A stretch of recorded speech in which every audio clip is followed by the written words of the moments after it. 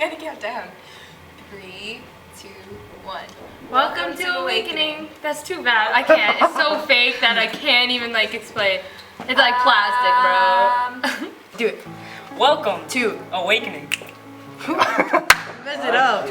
Mostly, I hope this year, if there's one thing I said before, it's the fact that my relationship with God actually has gotten better from last year, which is I'm beyond proud about. So, expectations, that I trust in Him more.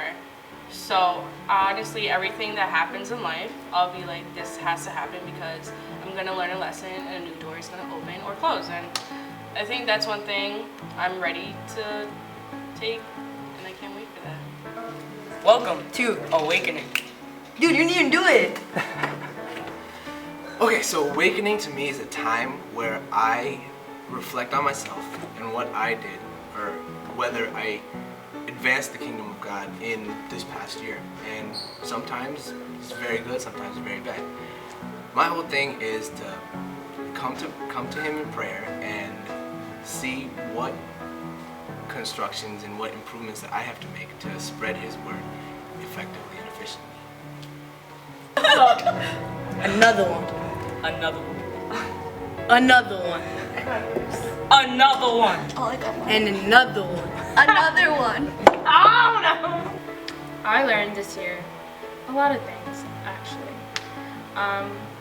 That God has to fit in all aspects of your life, whether it may be secular or, a church event or something. He can go everywhere, and you should really thank Him in all aspects of your life, especially this year, since it's for me, it was college applications and acceptances and rejections. But that's all part of the process that God should be going through with you. It's not you're alone in any of this. So why do we need awakening? I think we need awakening because this world is just so broken. I think Friday, November 13, 2015 is a day that we're not going to forget for a while. I know me personally, I was sitting, it was during Bible study. We were watching the news and we were seeing everything that was happening. Everything that happened in France, everything that happened in Beirut, in Baghdad, in all of these different places, Mexico, Japan. And so many people were dying, so many people were being persecuted, so many people were just losing their lives that day. And for the first time, I think in my life, I watched the news and I was brokenhearted. I wanted to cry. It was awful, right? All of this terror that's happening around us, and immediately after, there was so much fear and so much hate and so much anxiety that everybody had. Well, when we first started Awakening, we didn't really know which direction it would take us. We kind of had an idea of what Awakening should be, but we didn't really know how it would impact us as a church, us as a youth, and the greater community. So when I think of Awakening, it's pretty simple for me. It's one of those things where, if you looked yourself in the mirror and you asked yourself, where am I with my walk with Christ? A lot of us will look at that and probably not really like the answer that we get. So our church has been hosting Awakening for several years now, and it's a time and for fellowship for all the churches around this area to come together and to ask yourself that question. Where am I with my walk in Christ? Awakening, to me, is an opportunity to show that reflection of what Christian life truly is. Christian life is not easy. Christian life, once you say, I'm a Christian, is one of the most difficult things you can say. It says in the Word, pick up the cross and follow me. If you really listen to those words, you have to understand it's such a difficult statement. To say, pick up the cross and follow me, it's taking on all the burden, all the strife, all the suffering that comes with picking up the cross, just as Jesus suffered. So this night is a representation of picking up the cross, looking back and saying, all the things that I've done, all the things that I'm going to do. What is the purpose? Is it just for me? Am I doing it because it's something that is pleasing me? Or is it something that I'm doing for my God, for someone who's done so much for me?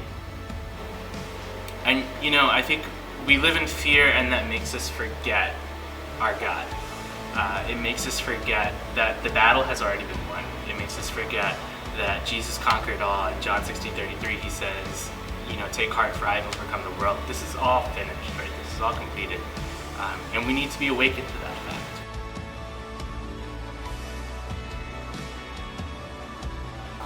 Welcome to Awakening. Welcome to Awakening. Welcome to Awakening. There you go. Welcome to Awakening! Dun, dun, dun, dun. And you can't see me. We're not using that, are we?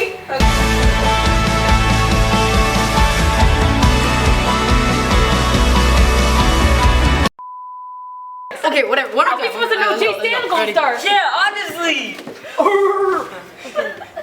Welcome to Awakening. Welcome to Awakening. Welcome to Awakening. My name is Jay Sam, and I love the Lord. He died for me, at present couldn't afford. He is God's son, one and only. He proved to us that he is really holy. All these disbelievers hating on him. He walked on water, doesn't need to swim. Perform many miracles, turn water to wine. We aren't enough. Jesus is the vine, Christ is the bridge to God the Father. All these disbelievers are saying, why even bother? Well, we'll tell them why, we'll make their heads spin. Christ died on the cross just for our sin. Cause my name is Jay Sam, and I love the Lord. He died for me, the price I couldn't afford. Hey, another one. Another one. Another one. Let's go. We gotta go, Jay. We got the rest of the interview.